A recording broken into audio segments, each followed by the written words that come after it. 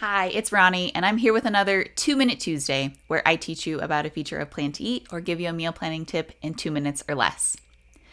Today I want to show you how in the Plan to Eat app you can move around your ingredients as well as add headers to your ingredients. So if you're familiar with the Plan to Eat website, you know that when you are looking at the line item input of your ingredients, you have the little arrows that you can move your ingredients up and down, and you also have a button at the bottom where you can quickly add a header.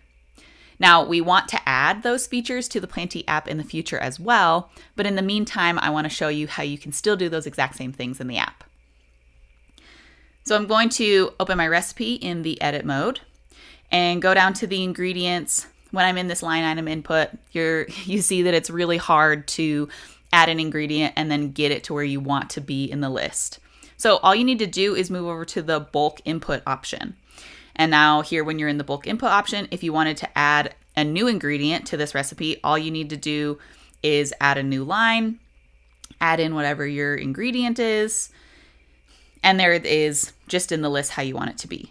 Now, if you added an ingredient and you want it to be in a different spot, all you need to do is highlight it and then select cut, which is going to take it out of its spot in line there.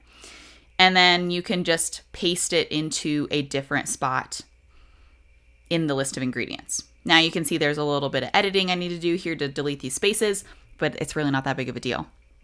Now, if I wanted to add a header in between these things, so say this recipe had a sauce and I want to be able to differentiate between the ingredients that are not in the sauce and the ingredients that are in the sauce, all I need to do is create a new line and then add a comma before whatever I want my header to be.